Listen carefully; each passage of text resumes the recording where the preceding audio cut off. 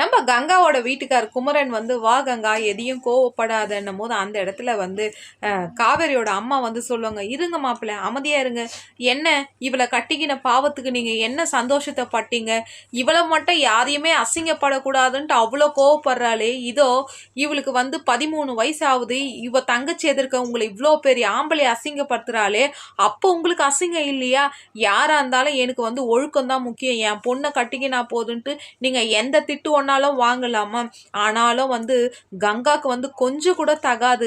என்னடா வீட்டில் இவ்வளோ பேர் இருக்கிறாங்களே, ஒரு மரியாதை கொடுத்து பேசலான்ட்டு எல்லாரையும் வீட்டில் இருக்கிறவங்களெல்லாம் வந்து ரொம்ப கொடுமைப்படுத்துறன்னும் போது அந்த இடத்துல வந்து கங்காவுக்கு வந்து அப்படியே கண்ணு ஃபுல்லாக தண்ணியாக ரொம்ப. அப்போ அவங்க சின்ன தங்கச்சி வந்து சொல்லுவாம்மா வேண்டாம், உனக்கு இருக்கிற மனசு கூட இவளுக்கு இல்லையம்மா, எப்போ பாரு யாரை பாரு இங்கே பேசாத அங்கே பேசாதன்ட்டு எல்லாத்தையுமே வந்து கதை சொல்கிறா, இவெல்லாம் ஒரு பொண்ணம்மா, இவ என் வயிற்றுல பிறந்ததுக்கே நான் ரொம்ப வெக்கப்படுறேம்மானும் போது, மா ஏமா இப்படியெல்லாம் பேசுறீங்கன்னு வந்து கங்காவோட தங்கச்சி சின்ன தங்கச்சி வந்து பேசும்.